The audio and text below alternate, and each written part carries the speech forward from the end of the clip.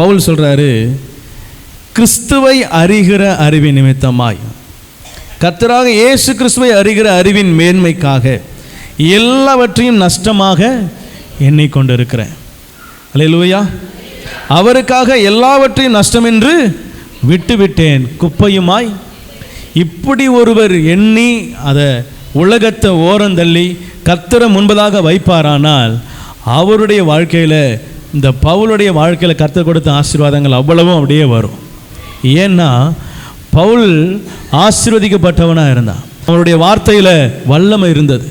அவர் சொல்ல அநேக காரியங்கள் நடந்தது, சுகம் உண்டாயிற்று. அநேக வியாதியஸ்தில் சுகமாக்குறார், அநேகருடைய காரியங்களை அவர் ஜெயமாக மாற்றுறார். காரணம் என்னன்னா, கிறிஸ்துவை அறிகிற மேன்மைக்காக எல்லாவற்றையும் நஷ்டம் என்று குப்பையும் என்று எண்ணி உலகத்தை தள்ளி கர்த்தரை முன்பதாக வைத்தார். அல்லேலூயா. ஆண்டவர் அதிக வசனத்தை, இன்னும் அநேக வசனங்கள் என்ன செஞ்சிருக்கிறாரு, எழுதி கொடுத்துருக்கிறார்.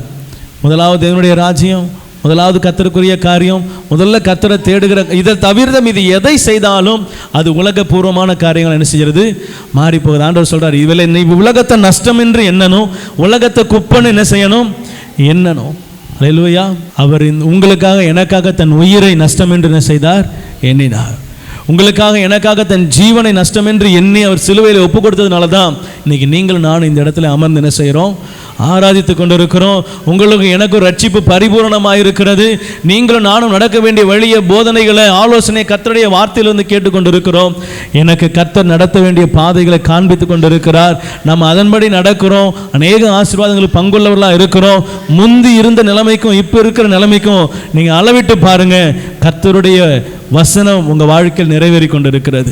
இந்த வார்த்தை நிறைவேறுதல் எங்கிருந்து வந்ததுன்னா, நான் உலகத்தை குப்பைன்னு எண்ணணும், ஆண்டவரை மேன்மையா எண்ணணும், அவர் அறிகிற அறிவில் இன்னும் அதிகமாக வளரணும். உலகத்தில் 1000 கோடி எனக்கு லாபமாக வந்தாலும் அதை நஷ்டம்னு எண்ணணும். அல்லேலூயா. அதை நஷ்டம்னு எண்ணுனா, அதை விட்டா, அதில் உங்கள் இருதயம் போகாமல் நீங்கள் அதை விட்டீங்கன்னா அதை இரட்டத்தனையாக பெற்றுக்கொள்வீங்க. அல்லேலூயா. ஆண்டவர் சொல்ல, என் நாமத்தின் நிமித்தம் ஒருவன் தன் குடும்பத்தையாவது, மனைவியாவது, பிள்ளையாவது, தகப்பனையாவது, தாயையாவது விட்டவன் எவனோ அவன் என்ன செய்கிறானா, பெற்றுக்கொள்ளுகிறவனாக இருக்கிறான். அல்லேலூயா. யோபு எல்லாத்தையும் இழந்தான், நஷ்டமும் குப்பையுமா என்னன்னா, அவரிடத்துல நன்மையை பெற்றனா தீமையை பெற வேண்டாமோ. அவன் சொன்ன வார்த்தையில் ஆண்டவர் மெச்சி கொள்ளுகிறார். என் தாசனாக யோபு இப்பவும் உத்தமத்தில் என்ன செய்கிறான், நிற்கிறான். அல்லேலூயா. உங்களை என்னை குறித்து ஆண்டவர் அப்படியே சொல்லணும், நஷ்டமும் குப்பையுமா எண்ணுகிற இறுதியும் உங்களுக்கு எனக்கும் வேணும். ஆமென்.